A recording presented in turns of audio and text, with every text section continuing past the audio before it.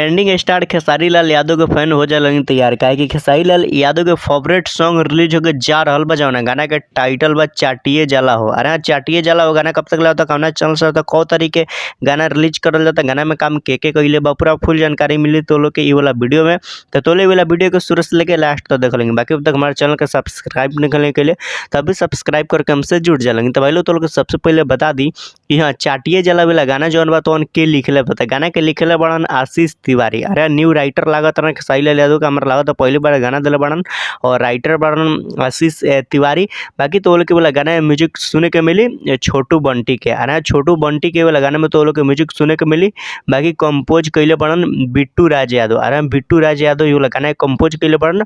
बाकी तो लोग बता दी कि ये वाला गाना गैले के बाद गाना गैले बड़न भोजपुरी इंडस्ट्री के ट्रेंडिंग स्टार खेसारी लाल यादव और शिल्पी राज के आवाज में तो लोग के ये वाला प्यारा मस्त झकास जबरदस्त गाना सुने के मिली। बाकी भाई लोग ये गाना बतावल जाता है कि बहुत ही मस्त खतरनाक हो गया बा। ये वाला गाना खेसारी लाल यादव के फेवरेट सॉन्ग हो गल बा। काहे कि जब रिकॉर्डिंग जब से भइल बा और जब से वीडियो शूट भइल बा तब से खेसारी लाल यादव ये वाला गाना के बार बार सुनलन। काहे कि वाला गाना जौन बा तौन फेवरेट हो गल बा। खेसारी लाल यादव अपने मुंह से खुद बोलले बाड़न और ये वाला गाना जौन बहुत ही जबरदस्त मस्त बा। और ये वाला गाना के जौन वीडियो क्वालिटी भी बा तो लोग के तोन भी तगड़ा देखे के मिली। और ये वाला जौन गाना बा तौन अमाया फिल्म्स। अरे अमाया फिल्म्स न्यू चैनल बा और न्यू चैनल ओपन करके खेसारी लाल यादव के वाला गाना डालल जाता। बाकी जे भी भाई अभी तक वाला गाना के मोशन पोस्टर नहीं के देखले जाके देख सकता अमाया फिल्म्स के यूट्यूब चैनल पे। अमाया फिल्म्स के यूट्यूब चैनल पे मोशन पोस्टर रिलीज कर दिया बा।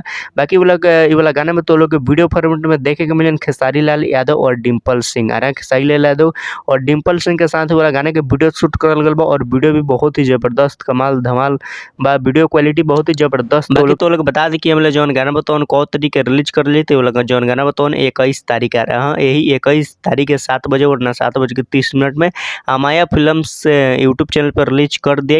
और ये वाला गाना बहुत ही जबरदस्त मस्त हो गया बा। तो लोग 21 तारीख के रेडी रहिए। लेकिन अमाया फिल्म्स से जे भी अभी अमाया फिल्म्स के चैनल के सब्सक्राइब नहीं कर जाके सब्सक्राइब कर ली। काहे कि अमाया फिल्म्स पर 21 तारीख गाना रिलीज हो गया बा खेसारी लाल यादव के फेवरेट सॉन्ग और बहुत ही बवाल सॉन्ग। बाकी तो लोग के वाला वीडियो कैसा लगल, अच्छा लगा तो लाइक कर लें, चैनल के सब्सक्राइब कर लें, वीडियो के शेयर कर लें।